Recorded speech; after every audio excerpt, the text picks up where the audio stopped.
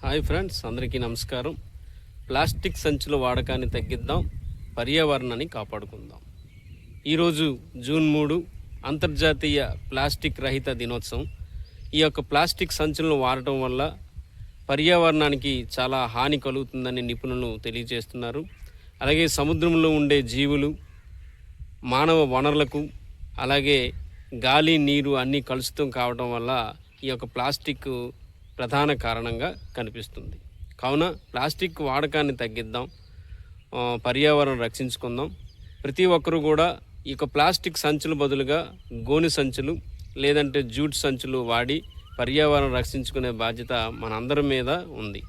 అలాగే స్ట్రాలు, గ్లాసులు, ప్లాస్టిక్ గ్లాసులు ఇట్లాంటి వాడకాన్ని తగ్గించి స్టీల్ గ్లాసులు, రాగి పాత్రలు కూడా వాడడం చాలా మంచిది.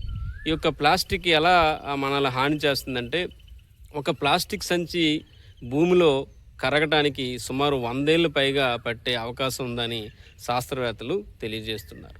మరి దీనివల్ల భూమి కలుషితమయ్యి, నీరు కలుషితమయ్యి, మరి మన ఆహార భద్రతకే ముప్పు వచ్చే అవకాశం ఉంది. సో అందరూ ప్లాస్టిక్ని తగ్గించి మంచిగా జూట్ బ్యాగులను వాడుకుందాం.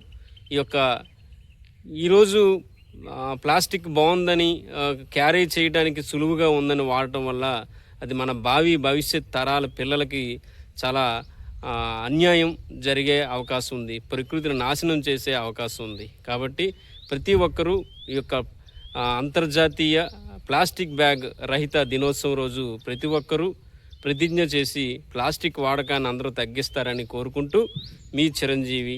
జై Hind. Please subscribe my channel.